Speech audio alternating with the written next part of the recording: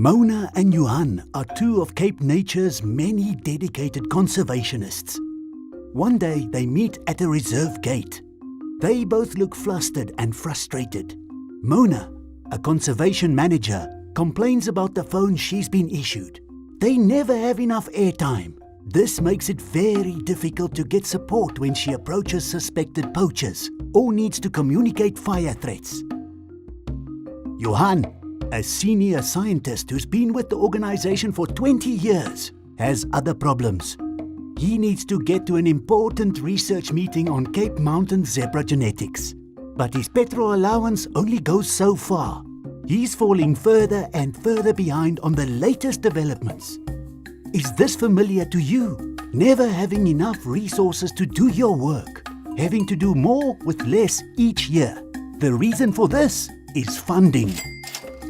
Currently, we only have a few income streams: a decreasing annual treasury budget, traditional tourism income, and some project funding for specific activities. But with competing interests and increasing field challenges, the pot for conservation is shrinking. Globally, conservation agencies are trying to find new ways to generate income for protected area management. Here at home, CapeNature, in partnership with the provincial government, is conceptualizing, developing and implementing a 3-phase plan to unlock funding and generate income, with a view to finding a long-term sustainable funding solution. How will it work?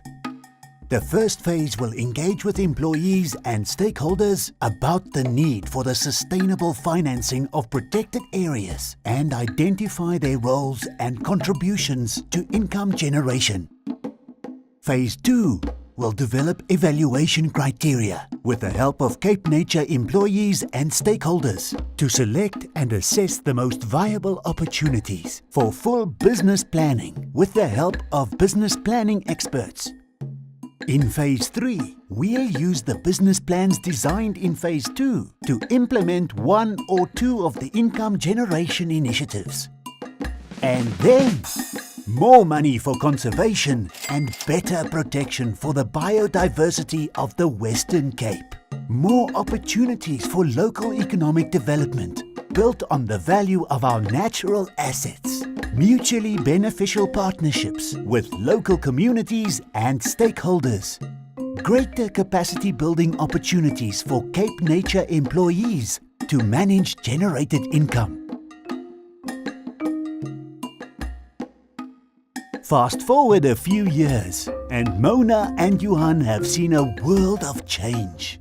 Mona is now working on a new program to use technology to catch poachers. She has been sent on several entrepreneur courses and is seeing some of her business ideas adopted by CapeNature. Johan is presenting his paper on the movements of the Cape Mountain zebra to an international conference and has managed to raise funding for a groundbreaking range expansion project. He is also conducting more research with international partners, soon to be published in a book.